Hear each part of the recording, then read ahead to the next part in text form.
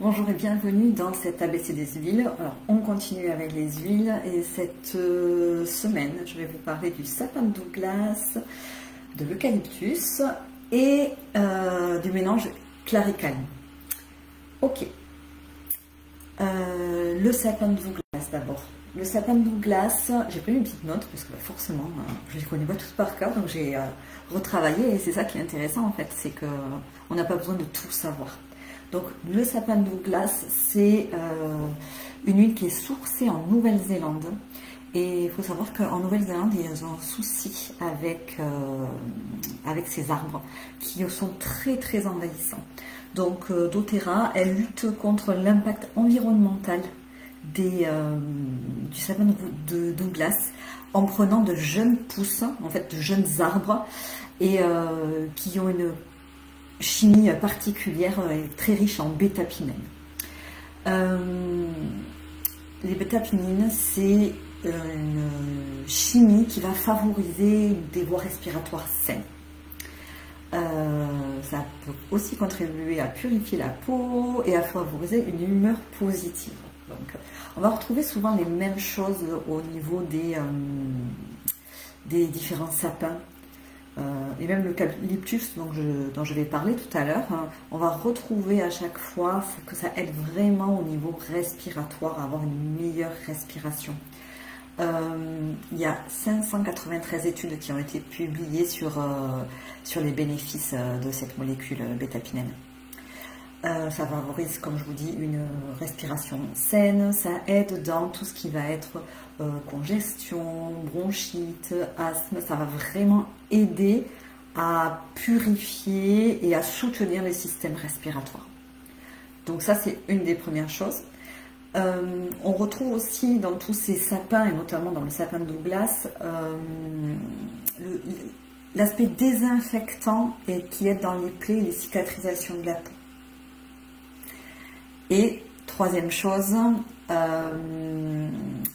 ça va aider tout ce qui est douleur musculaire et articulaire. Donc avant, après le sport, ça peut vraiment être une huile qu'on vient diluer et qu'on vient mettre en massage. Je pense que ça n'a pas été vu encore, mais le sapin de Sibérie aussi, on peut vraiment le faire. Voilà. Et ça a un grand impact sur la concentration. Hein, c'est une odeur qui favorise la concentration. Alors, je prends mon petit livre sur les émotions. Et donc, un arbre vieux et sage. Et on va retrouver la prise en charge des problèmes générationnels. Ça nous invite, le sapin de Douglas, il nous invite à nous libérer des traditions destructrices transmises d'une génération à l'autre. L'idée, c'est de vivre selon notre propre conscience et nos valeurs en laissant aller les modèles nuisibles. Il nous montre que chaque génération peut être le don d'une nouvelle vie, une nouvelle croissance, un nouveau début. De la même manière, le sapin de Douglas peut également aider à augmenter le lien au sein de la famille. C'est intéressant à l'approche des fêtes de Noël. Il encourage une dynamique familiale saine dans laquelle les personnes et les bonnes relations sont valorisées par rapport à une loyauté aveugle aux traditions. Je ne sais pas si ça vous parle ça, mais parfois on fait les choses parce que ça s'est toujours fait comme ça et qu'on ne sait pas faire autrement. Donc toujours pareil, de se relier à soi et à ce qui est important pour nous. De plus, le sapin de Douglas nous montre comment apprendre des autres, apprécier les expériences des autres, en particulier celles de la famille et des ancêtres. Il encourage le respect des aînés et du patrimoine ancestral et nous rappelle qu'une sagesse précieuse peut être obtenue en apprenant du passé, en particulier auprès des personnes plus âgées, plus sages, plus expérimentées. Donc on est vraiment dans une famille saine en fait, et des belles relations en apprenant de nos aînés. Donc on peut la diffuser, l'utiliser, mettre quelques gouttes dans la main, frotter, hein, comme on le fait beaucoup. Et on peut mettre 1 à 3 gouttes à la base de la colonne vertébrale ou sous les pieds. Voilà pour le sapin de Douglas. Donc une huile assez chouette à avoir avant les fêtes. Et mais si vous avez le sapin de Sibérie, etc., on travaille vraiment sur les mêmes choses. L'eucalyptus. Alors l'eucalyptus chez doTERRA, c'est pas un eucalyptus, mais c'est le mélange de 5 huiles essentielles d'eucalyptus. Il est sourcé en Australie, et rien qu'en Australie, il y a à peu près 700 plantes, espèces différentes d'eucalyptus. Donc les plus connus, c'est l'eucalyptus radiata, l'eucalyptus globulus, je crois qu'il y en a un autre. Mais voilà, on va retrouver déjà ces deux-là, hein, et on va retrouver l'eucalyptus polybractea, kochi, qui est excellent pour tout ce qui est désinfectant, et l'oxofleva. Alors, historiquement, c'est les autochtones australiens qui s'étaient rendus compte de l'impact de l'eucalyptus et de ce qu'ils savaient faire, et donc ils l'utilisaient pour bander tout ce qui était plaie. Et ensuite, ils l'ont utilisé aussi pour les infections. C'est pas pour rien qu'on retrouve souvent de l'eucalyptus dans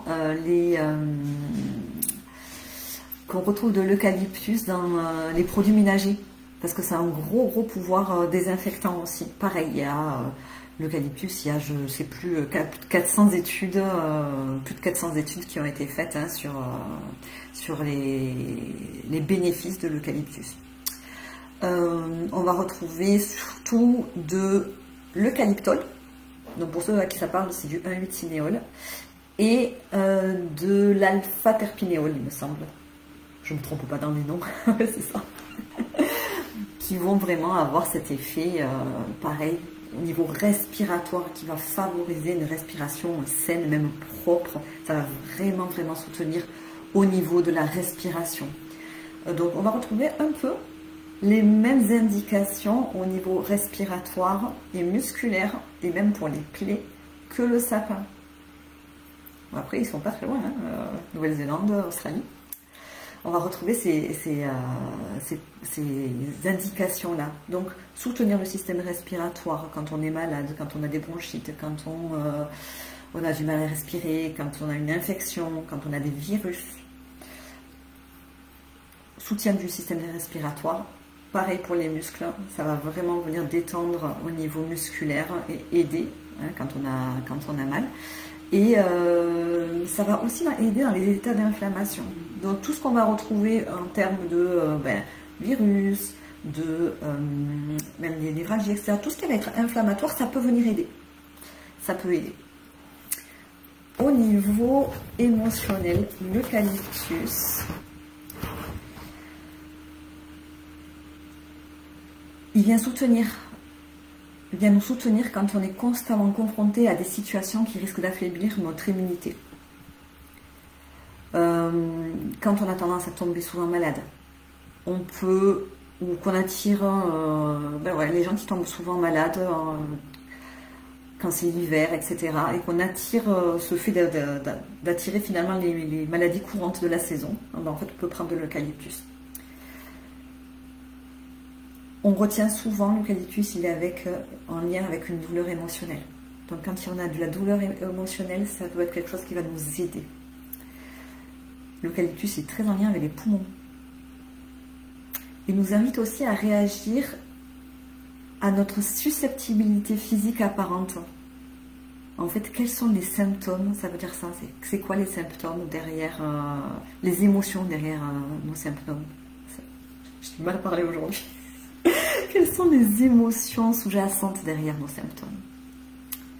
C'est comme s'il y avait un problème émotionnel plus profond, en fait. Et on a tendance à se sentir soit submergé, soit attraper des maladies, etc. etc. Peut-être que l'eucalyptus, il peut nous aider à nous libérer de ça. Quand on a l'impression d'avoir une santé précaire, l'eucalyptus, il va venir nous soutenir. On peut avoir des croyances qui peuvent être du type « je ne mérite pas d'être en bonne santé, je suis le genre de personne qui tombe toujours malade ». La seule façon de faire une pause, c'est de tomber malade. Hein, les gens qui n'arrivent pas à s'arrêter. Et du coup, l'eucalyptus, il nous donne le courage d'affronter ses problèmes et ses croyances, et il nous encourage à abandonner nos attachements selon lesquels on est victime de compromis. L'eucalyptus, il nous encourage à prendre en main notre propre santé. Il donne la confiance en la satisfaction de nos besoins et de nos désirs, même si on se permet de se sentir bien. L'eucalyptus nous apprend à réclamer la plénitude de notre santé. Donc c'est pour toutes les personnes qui ont du mal avec leur santé, qui se tombent souvent malades, qui ont du mal à s'autoriser à être en bonne santé. L'eucalyptus, ça peut être sympa. Et la troisième huile qui est un mélange, c'est le claricalme. Alors le claricalme, c'est le mélange du cycle menstruel. C'est le mélange pour les femmes. C'est un mélange qui comporte de la sauge sclarée, de la lavande, bergamote, camomille romaine, bois de cèdre, géranium, fenouil, graines de carotte, palmarosa, gâtillier. Donc c'est un très très beau mélange. Et il va provoquer un effet apaisant sur notamment nos émotions qui bougent tout au long du cycle.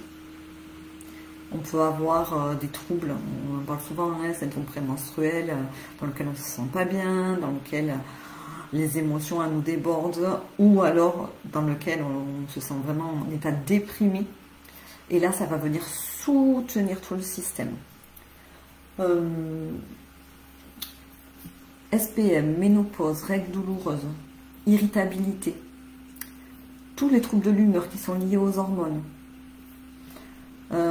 Les fringales aussi, pendant la période des règles, quand on est lié aux hormones, ça peut être intéressant d'utiliser le claricalme. Donc on peut le mettre sur le ventre, on peut l'utiliser en mode déo quand on a vraiment des gros syndromes prémenstruels pendant toute la période, même au-delà, hein, dans un premier temps. Et en émotionnel, il encourage la chaleur dans les relations. Il stabilise les déséquilibres physiques et émotionnels et favorise l'intimité émotionnelle. C'est un mélange en soutien à la grossesse et à l'accouchement car il renforce le lien mère-enfant. Ce mélange aide les femmes à accepter leurs instincts maternels et leurs qualités nourricières. Donc c'est un joli mélange pour les nouvelles mamans. Il aide les relations en enseignant aux personnes à être émotionnellement ouvertes et vulnérables. Donc, pour les personnes qui ont tendance à avoir une belle carapace, ça peut être intéressant. Il apaise la peur du rejet et nous encourage à recevoir chaleur et amour véritable dans nos relations. Donc c'est vraiment un mélange relationnel. Il encourage également les sentiments d'empathie pour les autres en nous rappelant de rester réceptifs aux pensées, aux sentiments et aux besoins des autres. Il fonctionne en fait comme un stabilisateur émotionnel, en particulier pendant les menstruations et la ménopause. Il libère des tensions émotionnelles au sein des organes reproducteurs et aide à se libérer des attentes de souffrance et d'appréhension liées au cycle menstruel. Le mélange cycle féminin, cycle menstruel, encourage l'intimité émotionnelle et la vulnérabilité.